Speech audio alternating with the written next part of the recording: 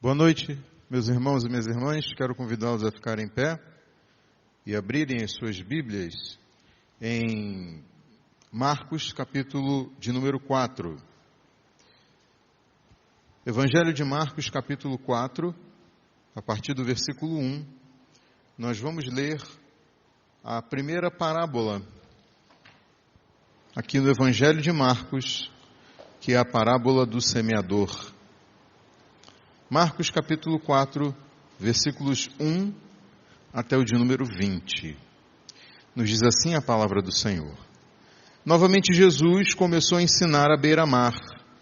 Reuniu-se ao seu redor uma multidão tão grande que ele teve que entrar num barco e assentar-se nele. O barco estava no mar, enquanto todo o povo ficava na beira da praia. Ele lhes ensinava muitas coisas por parábolas, dizendo em seu ensino: ouçam, o semeador saiu a semear. Enquanto lançava semente, parte dela caiu à beira do caminho, e as aves vieram e a comeram. Parte dela caiu em terreno pedregoso, onde não havia muita terra, e logo brotou, porque a terra não era profunda. Mas quando saiu o sol, as plantas se queimaram e secaram, porque não tinham raiz. Outra parte caiu entre espinhos que cresceram e sufocaram as plantas, de modo que ela não deu fruto. Outra ainda caiu em boa terra, germinou, cresceu e deu boa colheita, a 30, 60 e até 100 por um. E acrescentou: aquele que tem ouvidos para ouvir, ouça. Quando ele ficou sozinho, os 12 e os outros que estavam ao seu redor lhe fizeram perguntas a respeito das parábolas. Ele lhes disse: a vocês foi dado o mistério do reino de Deus, mas os que estão fora tudo é dito por parábolas, a fim de que, ainda que vejam não percebam, ainda que ouçam não entendam. De outro modo poderiam converter-se e ser perdoados. Então Jesus lhes perguntou: vocês não entendem esta parábola? Como então compreenderão todas as outras? O semeador semeia a palavra. Algumas pessoas são como a semente à beira do caminho, onde a palavra é semeada. Logo que a ouvem, Satanás vem e retira a palavra nelas semeada. Outras, como a semente lançada em terreno pedregoso, ouvem a palavra e logo a recebem com alegria. Todavia, visto que não têm raiz em si mesmas, permanecem por pouco tempo. Quando surge alguma tribulação ou perseguição por causa da palavra, logo a abandonam. Outras ainda, como a semente lançada entre espinhos, ouvem a palavra. Mas quando chegam as preocupações desta vida, o engano das riquezas e os anseios por outras coisas sufocam a palavra, tornando-a infrutífera. Outras pessoas são como a semente lançada em boa terra. Ouvem a palavra, aceitam-na e dão uma colheita de 30, 60 e até 100 por um. Vamos orar.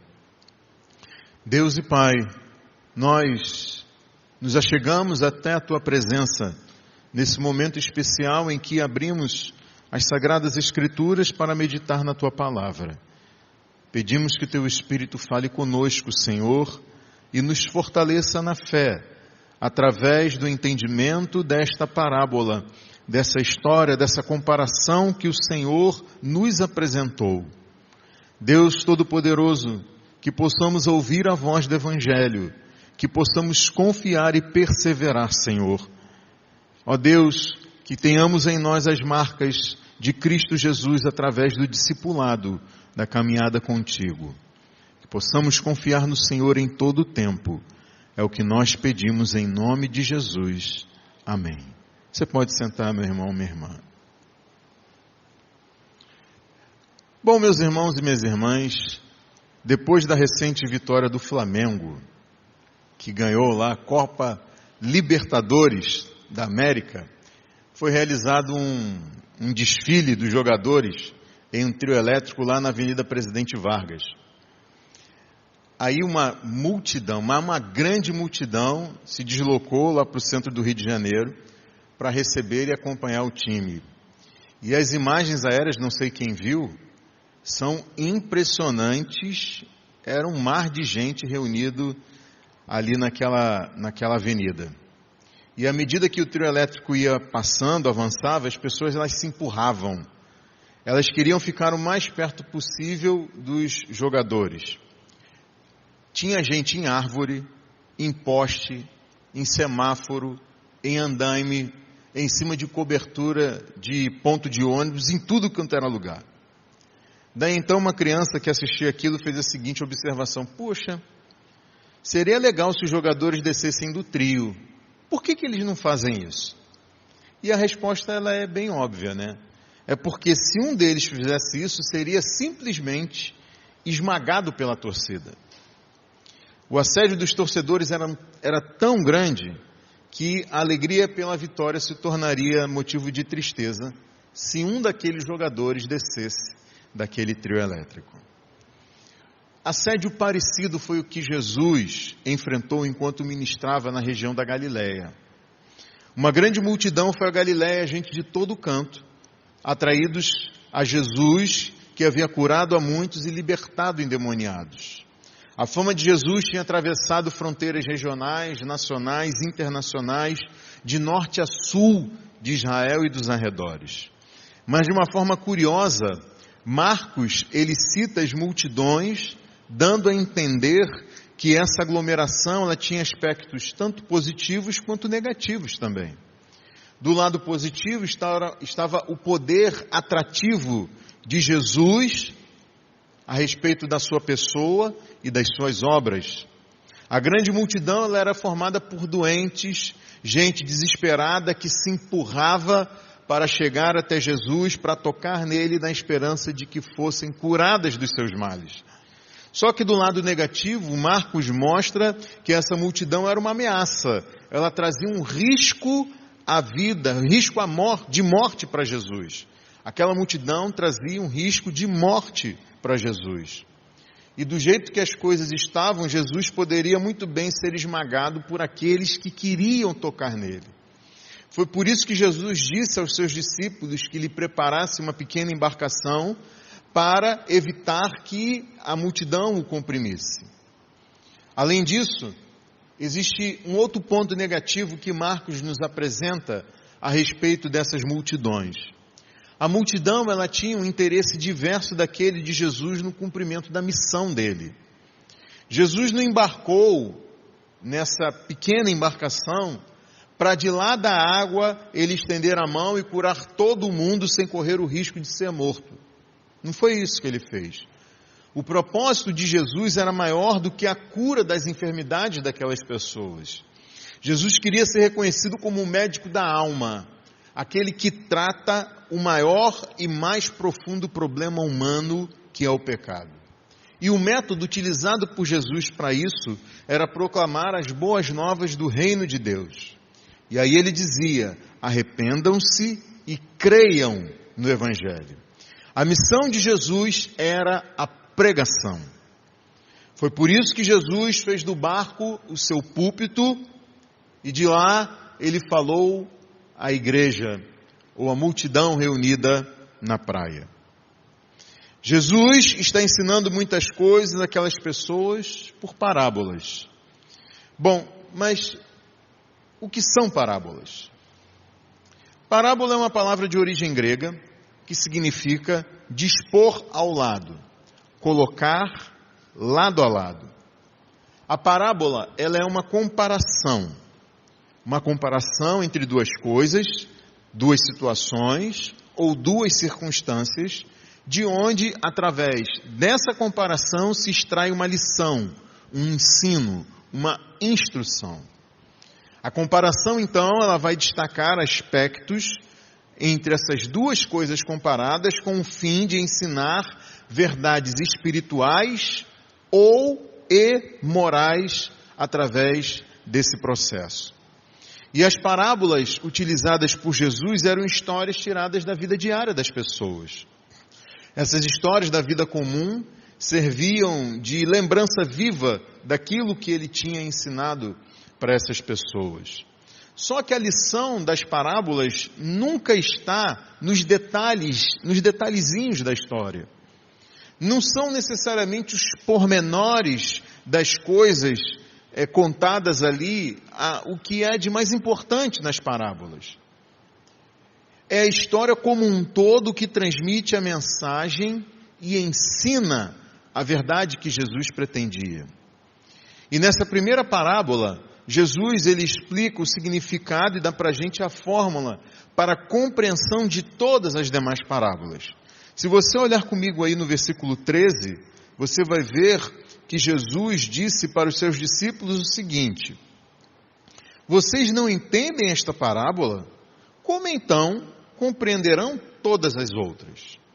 E aí Jesus nos dá a entender que a compreensão dessa primeira parábola clara no Evangelho de Marcos, a explicação que ele dá para essa parábola nos serve de fórmula, de chave para a compreensão de todas as demais parábolas.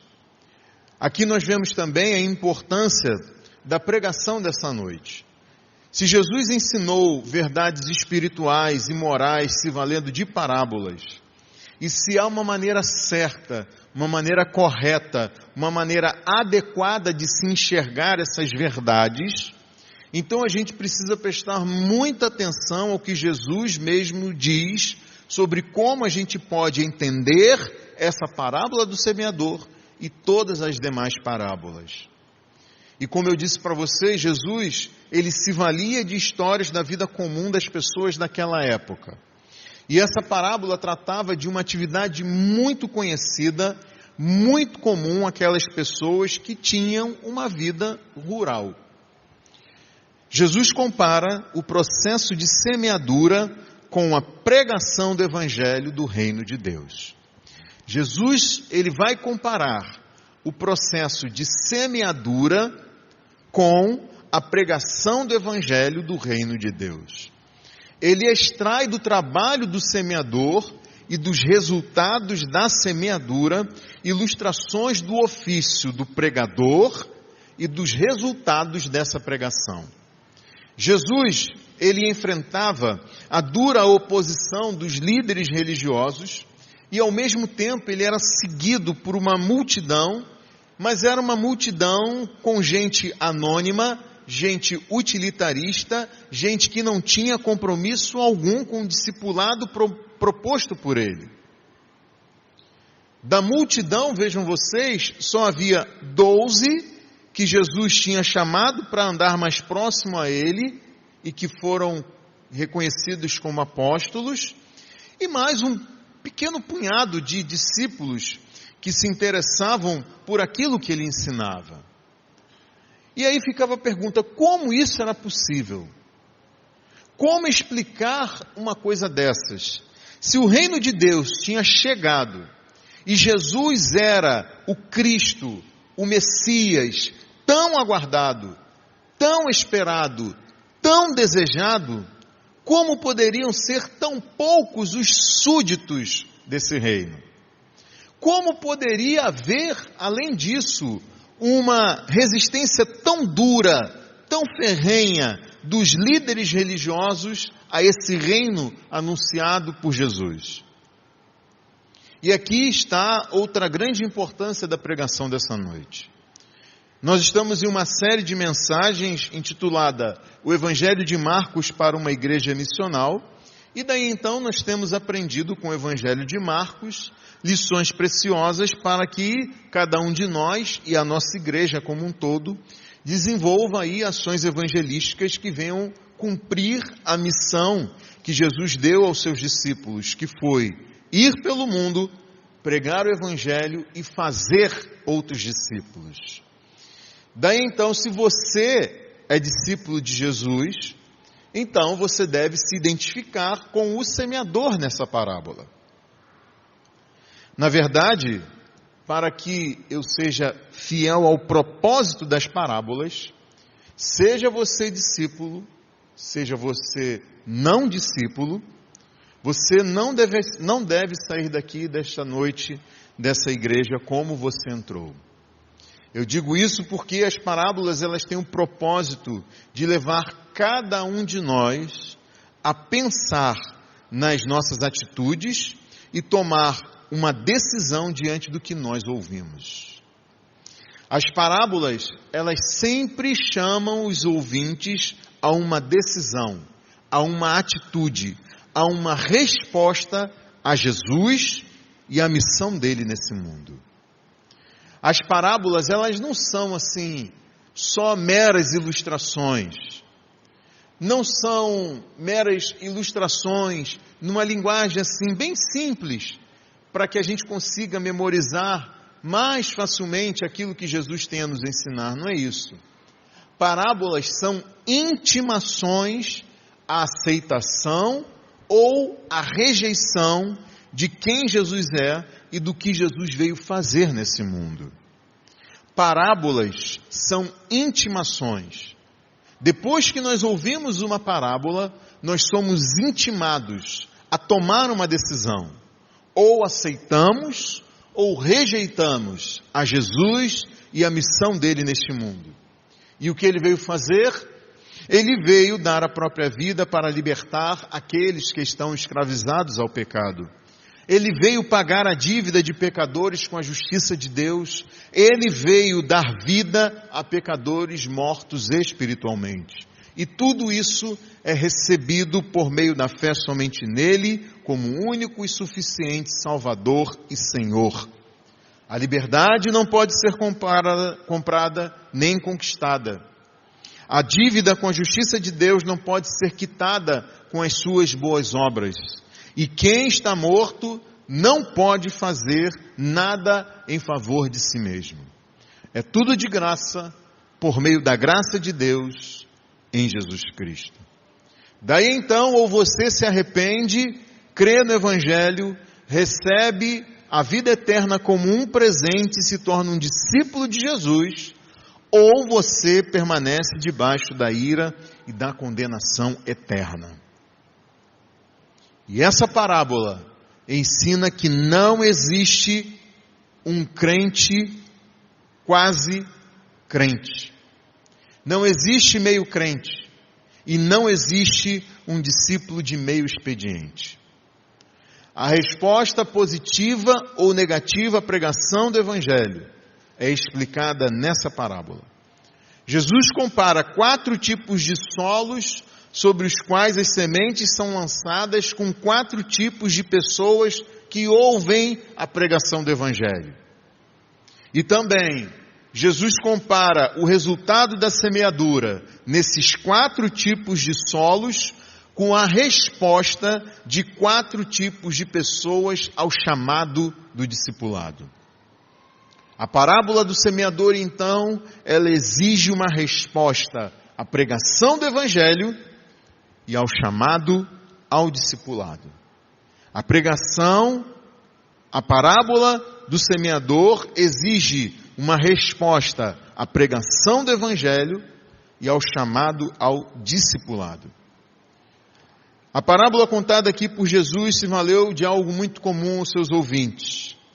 Só que considerando que a maioria de nós não está habituado ao trabalho na roça, eu preciso esclarecer aqui alguns detalhes que eu tive que pesquisar também, já que eu sou uma pessoa urbana da cidade. O semeador descrito por Jesus, ele parece ter feito a semeadura aqui antes da aragem do solo. Portanto, sem o preparo antecipado desse terreno. O processo de aragem é aquele onde a terra ela é revolvida. Isso porque a terra ela fica compactada, assim, a gente pode dizer a terra socada. E aí o processo de aragem serve para revolver a terra, para, digamos assim, afofar a terra.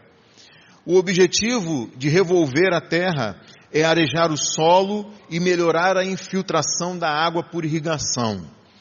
Permitir que as raízes elas se desenvolvam e penetrem no solo com maior facilidade. Fazer com que os adubos, sejam eles naturais ou aqueles adicionados, se misturem à terra e arrancar pela raiz as ervas daninhas. E para isso, o arado, ele penetra no solo de 20 a 40 centímetros de profundidade. A aragem, ela permite uma maior produção e o estabelecimento de agriculturas mais estáveis. Mas ela é prejudicial em certas situações. Em regiões de altas temperaturas, a exposição do sol ao calor do sol pode ter efeitos contrários àqueles pretendidos com a aragem. A perda de umidade, o pior aproveitamento dos nutrientes e também uma maior erosão são esses efeitos danosos da aragem em regiões muito quentes. Por isso, nessas regiões, o plantio ele deve ser direto, com a mínima movimentação do solo. A semeadura nessa parábola, ela parece ter sido feita dessa forma, sem a aragem do solo, sem qualquer preparo antecipado do solo. O semeador, então, ele ia caminhando pela lavoura, pelo terreno, ia pegando um punhado de sementes e lançando essas sementes ao solo em um movimento assim de arco com a mão. As lavouras, elas eram cortadas por trilhas, por onde as pessoas poderiam caminhar livremente, sem impedimentos, sem obstáculos, sem muros, sem cercas. Elas atravessavam as lavouras no caminho para outros lugares. A terra nesses caminhos, ela era pisada, compactada, dura, sem chance alguma de sementes ali poderem germinar. Ao caminhar pelo terreno, o semeador, ele ia espalhando as sementes por toda a área. E com isso, parte delas caía à beira desses caminhos inférteis, improdutivos por natureza. Havia também áreas do terreno que eram formadas por camadas de pedra logo abaixo de uma fina superfície de terra. Camadas de pedra debaixo de uma fina superfície de terra. E sem que a aragem fosse realizada, esses pedregais não tinham como ser identificados. Por isso o semeador, ele também lançou as sementes nesse terreno pedregoso. O semeador, ele também lançou as sementes entre os espinhos, um local onde havia ervas daninhas, ainda não crescidas, ainda muito pequenas, que não foram arrancadas pela raiz e expostas ao sol para secar, já que a aragem não tinha sido realizada. Só que parte dessas sementes caiu em boa terra, germinou, cresceu e deu boa colheita. E como era a medida da renda da colheita? Era feito da seguinte maneira: o lucro era medido em relação ao valor investido na semeadura. Um lucro de até 8 vezes o valor investido na semeadura era muito comum naquele tempo. Um lucro de 10 vezes aquele investido na semeadura era uma excelente colheita. Mas vejam vocês que Jesus destaca que esse semeador teve uma colheita de 30, 60 e até 100 vezes aquilo que foi investido na semeadura. Foi uma colheita espetacular, surpreendente e, por que não dizer, milagrosa. Isso considerando que só em uma de 4 partes do terreno onde as sementes foram lançadas é que se obteve lucro naquela semeadura. Daí a gente vê que nessa parábola parte das sementes caiu em 3 solos improdutivos e parte caiu em um solo muito, muito, muito produtivo. A gente percebe que o semeador utilizou o mesmo procedimento em todas as situações, e como as sementes que caíram naquela terra boa produziram de forma abundante, isso significa que o problema não estava no semeador, nem na técnica utilizada por ele, nem nas sementes, mas exclusivamente nos tipos de solo que receberam as sementes lançadas. Nenhum procedimento prévio foi utilizado para preparar o terreno e receber as sementes. Nenhuma qualidade do semeador é destacada, indicando que a capacidade de produção estava somente nas sementes. Toda a lavoura estava sujeita à mesma condição climática, o mesmo sol, a mesma chuva e os mesmos ventos que incidiam em todos os 4 tipos de terreno. Tudo isso para mostrar que a improdutividade dos 3 terrenos não podia ser atribuída a nada mais além da natureza e das características de cada um deles. Ao fim da parábola, no versículo de número 9, Jesus diz: aquele que tem ouvidos para ouvir, ouça. E com isso Jesus chama a atenção dos seus ouvintes, como quem diz: bom, vocês acabaram de ouvir a história, agora pensem sobre ela, reflitam, busquem conhecer mais sobre o que foi dito e tomem a atitude que lhes é exigida diante daquilo que vocês ouviram. Quando Jesus disse: aquele que tem ouvidos para ouvir, ouça, ele chamou a atenção para a responsabilidade de cada um na resposta ao ensino dele.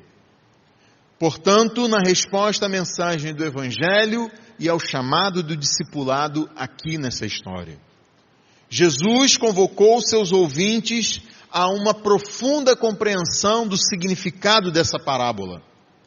E é por isso que a gente vê que mais tarde os 12 apóstolos e alguns outros que estavam ali próximos chegaram a Jesus e, em particular, lhe fizeram perguntas acerca das parábolas.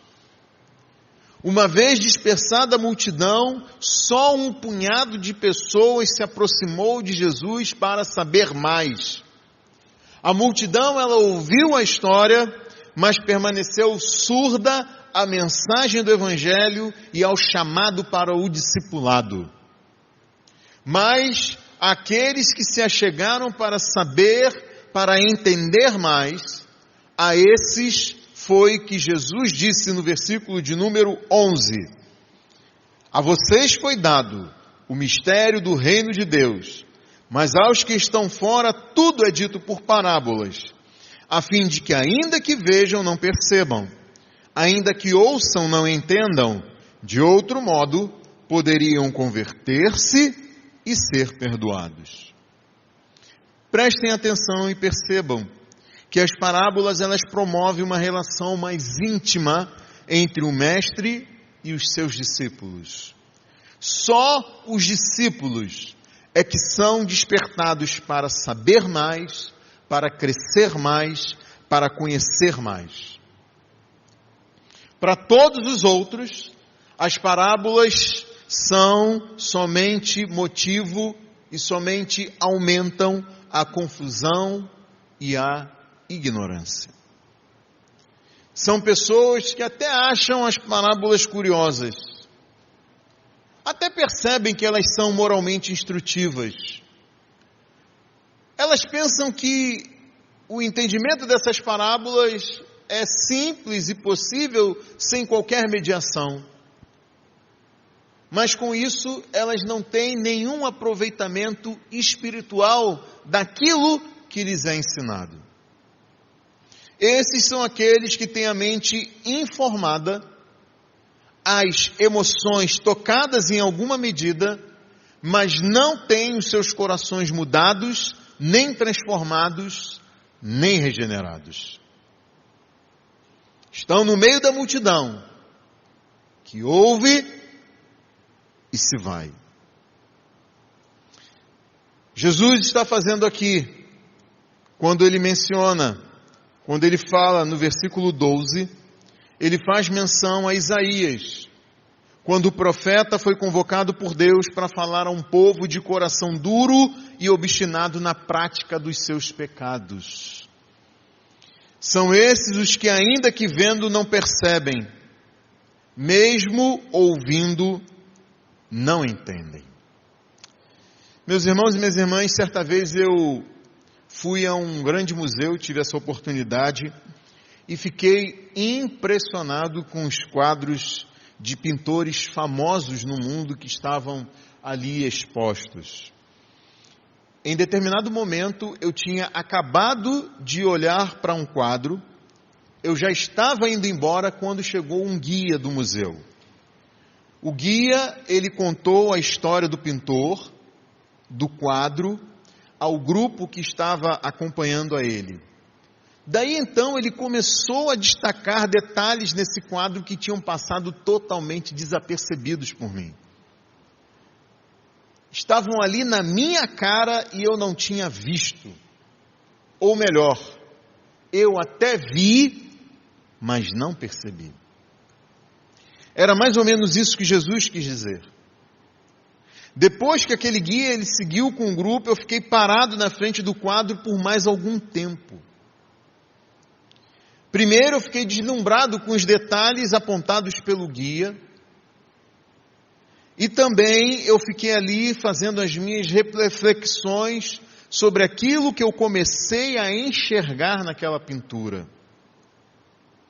Aquele quadro que eu já tinha deixado para trás para seguir o meu passeio, de repente ele se tornou admirável. E ele despertou em mim o desejo de saber mais sobre aquele autor, sobre aquele pintor e sobre a obra dele. Eu estava acompanhado de um amigo que estava à distância, eu inclusive o chamei e comecei a mostrar a ele os detalhes que aquele guia tinha destacado naquele quadro. E ele também ficou impressionado com aquilo. Meus irmãos e minhas irmãs, é necessário ter olhos capazes de ver e perceber, e ouvidos prontos para ouvir e entender, para então ser convertido e perdoado. É claro que nós temos olhos e ouvidos, mas é necessário ter uma capacidade espiritual para ver e ouvir a verdade ensinada nas parábolas de Jesus. E da forma parecida com aquele guia do museu, é o Espírito Santo quem dá às pessoas ouvidos e olhos espirituais para ouvir as verdades da pregação e enxergar o quão Jesus é maravilhoso.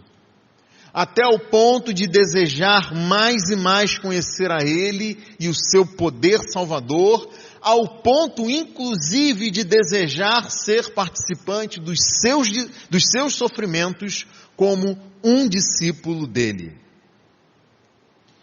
Quem não tem o Espírito não aceita as coisas que vêm do Espírito de Deus, pois lhe são loucura e não é capaz de entendê-las porque elas são discernidas espiritualmente. Quem escreve isso é o apóstolo Paulo na primeira carta aos Coríntios, no capítulo 2.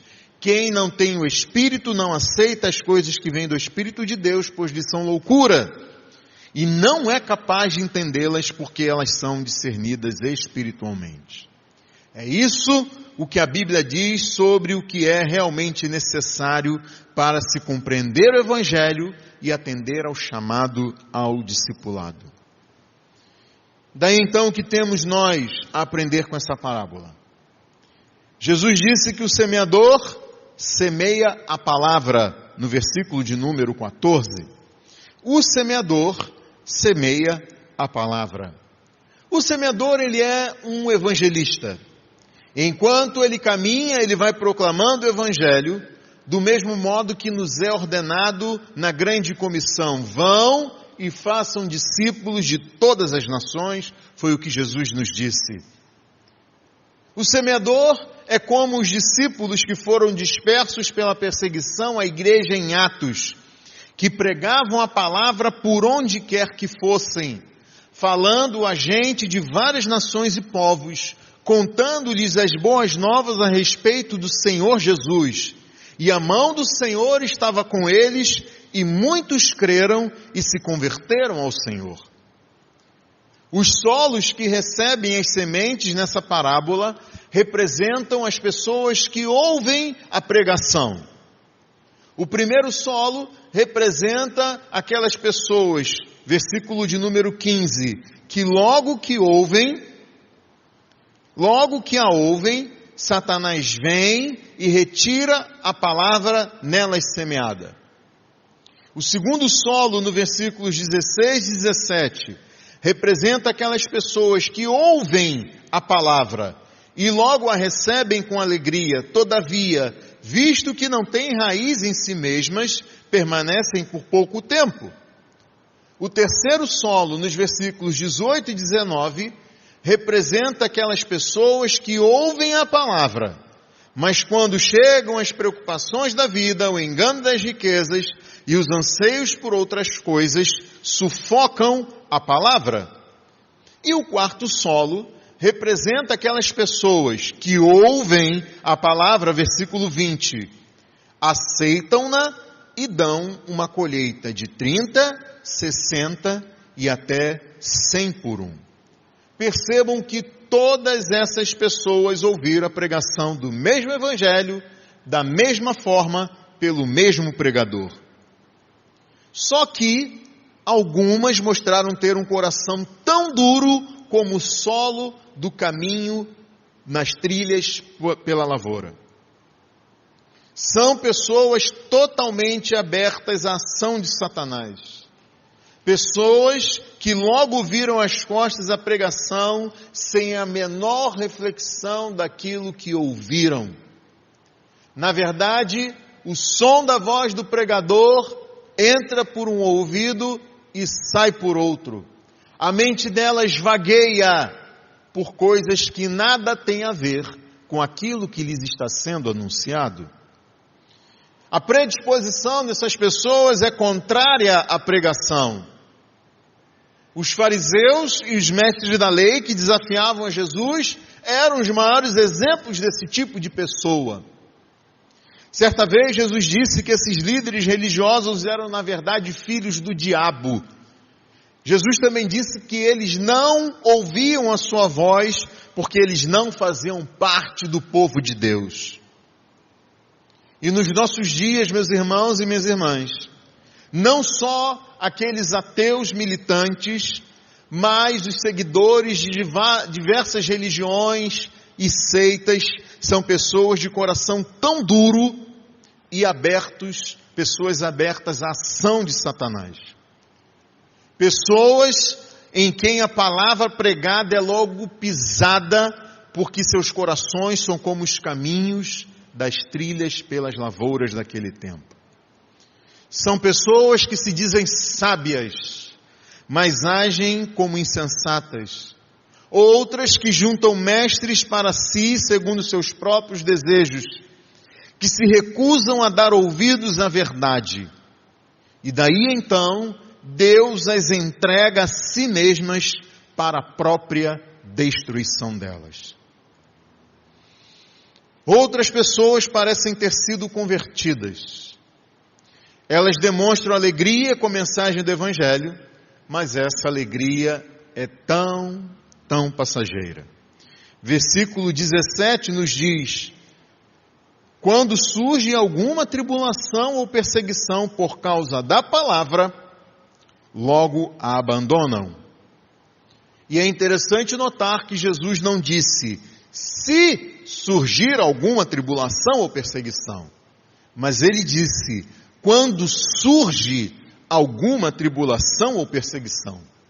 O que deixa claro que todos os que desejam viver piedosamente enfrentarão tribulação e perseguição. Se você é um crente em Jesus, certamente você enfrentará tribulações e perseguições.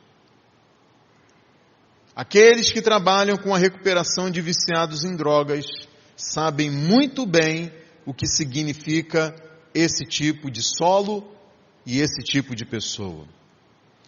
Certa vez eu acompanhei um jovem morador de rua, viciado, que ouviu o evangelho que a ele foi pregado e ele foi levado para a igreja.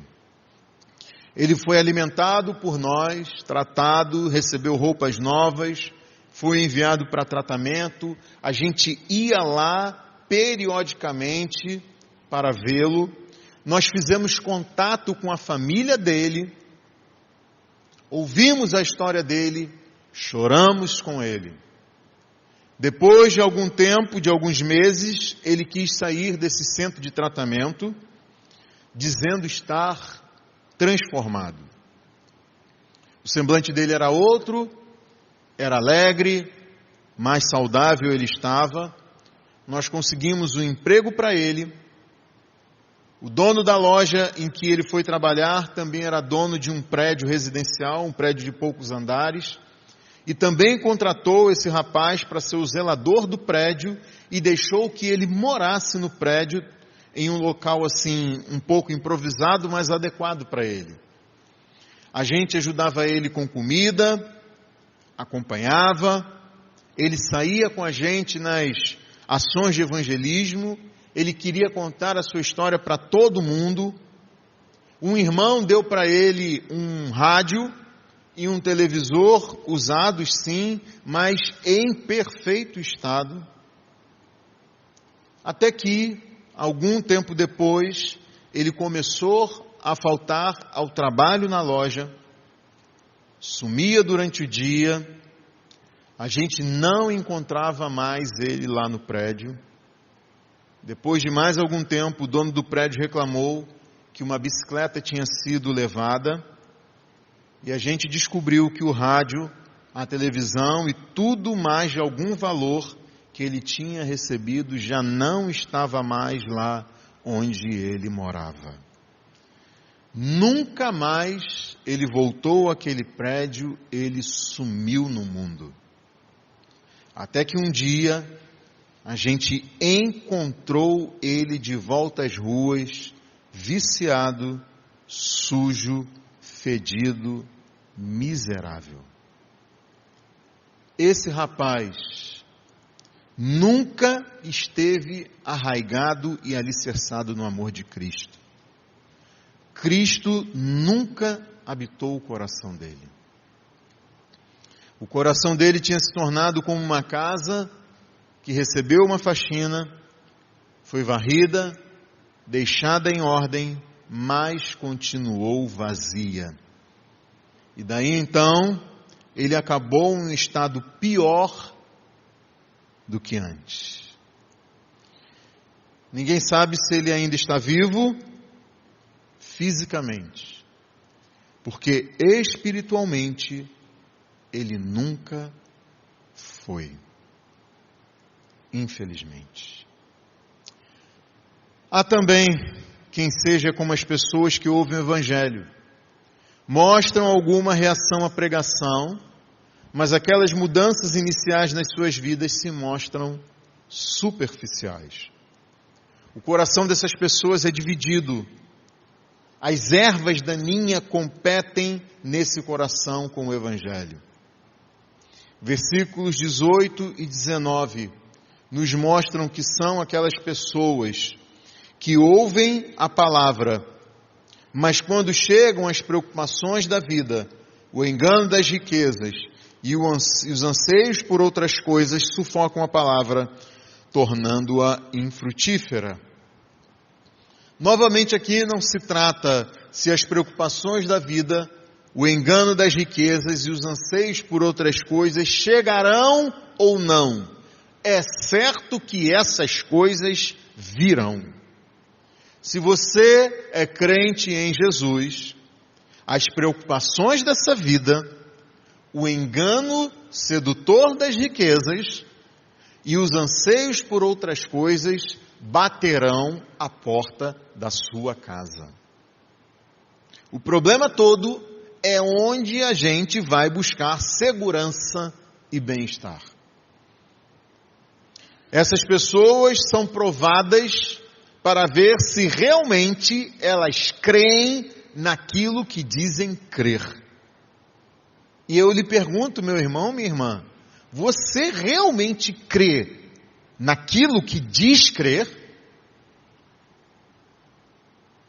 Porque do contrário, a gente vai buscar refúgio naquela falsa sensação de nossa autossuficiência, de segurança e de bem-estar que esse mundo nos oferece. Autossuficiência, segurança e bem-estar é o que oferecem os ídolos no nosso coração. E daí então, quando as preocupações desta vida, o engano das riquezas e os anseios por outras coisas chegarem, nós veremos quem ocupa o trono do nosso coração. Se é Deus ou se são os nossos ídolos. Em quem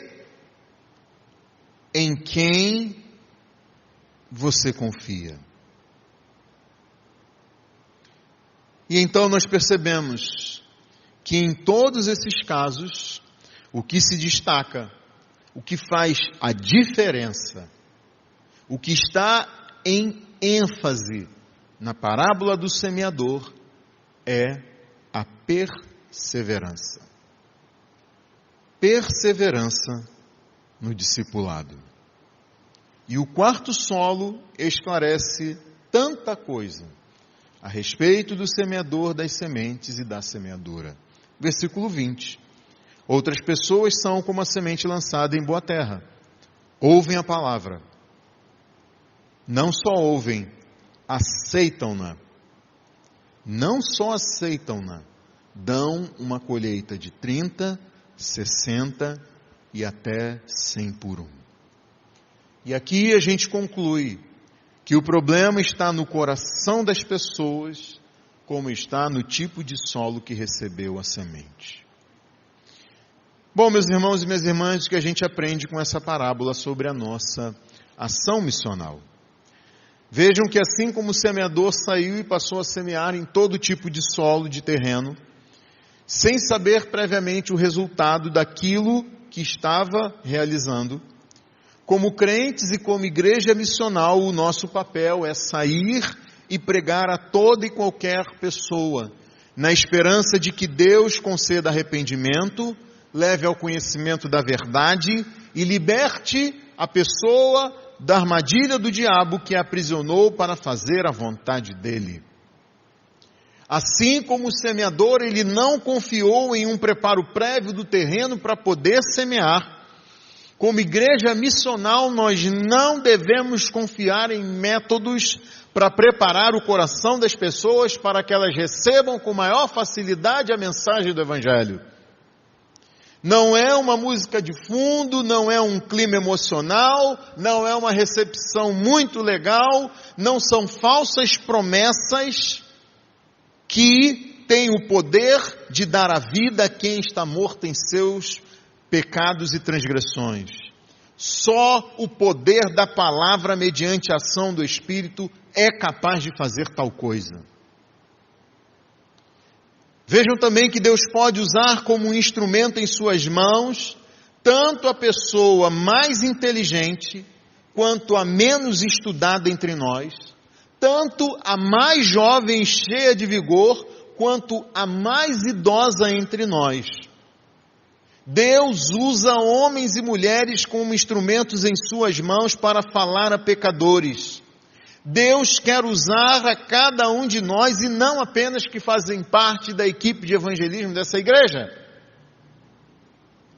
Vejam que a falta de uma descrição detalhada do semeador nessa parábola mostra que essa pessoa pode ser qualquer discípulo de Cristo no cumprimento da missão que lhe foi dada.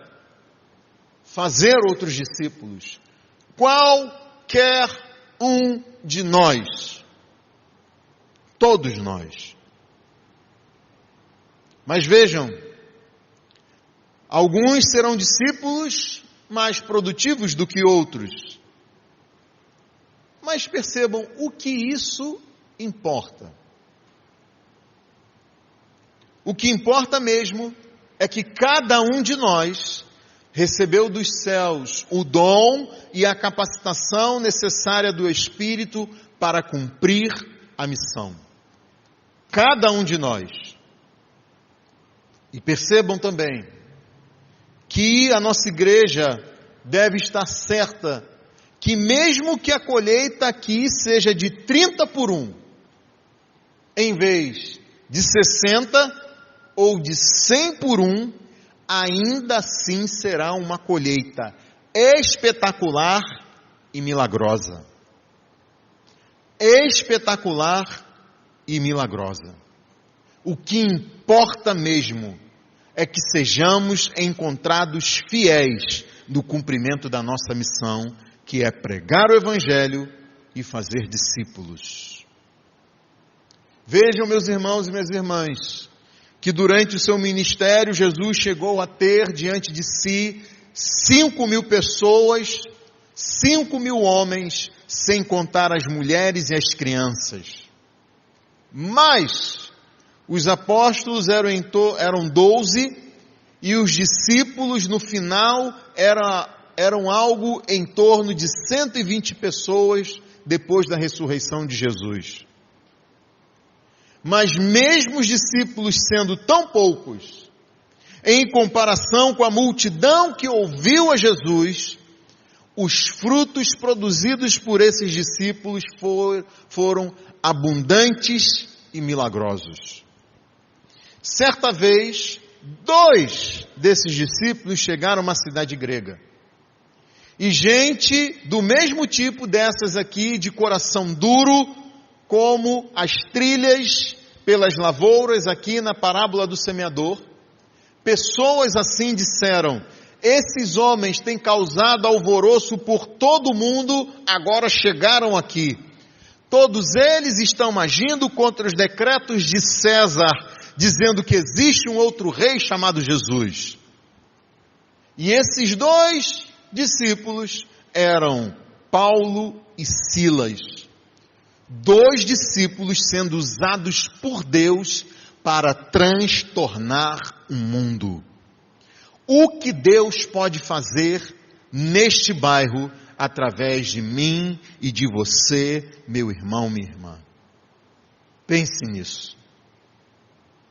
Agora imagine aqueles a quem Marcos escreveu esse evangelho. Cristãos perseguidos por César, pelo imperador romano, por causa da fé deles em Cristo. Imagine como deve ter soado a esses crentes a mensagem sobre a perseverança na fé, depois que eles leram a parábola do semeador. Aqueles que enfrentavam tribulação e duríssima perseguição. Aqueles que eram tentados com as preocupações da vida. Aqueles que viam tantos se unindo a eles para abandonarem a fé logo em seguida. O que essa parábola falou a esses homens e mulheres na igreja em Roma? O que essa parábola fala a você nesta noite? Ou você vai virar as costas para a pregação do Evangelho, sem considerar as suas exigências, ou você vai avaliar a sua vida e ver em quem tem baseado a sua fé. Se é em Cristo somente, ou se é nas suas emoções, ou nos ídolos do seu coração. Mas eu quero lhe dizer, meu irmão, minha irmã, fique firme. Não seja daqueles que retrocedem. Confie em Cristo. Ouçam o que o escritor aos Hebreus nos diz. Não abram mão da confiança que vocês têm. Ela será ricamente recompensada. Vocês precisam perseverar, de modo que quando tiverem feito a vontade de Deus, recebam o que Ele prometeu. Pois em breve, muito em breve, aquele que vem virá e não demorará, mas o meu justo viverá pela fé.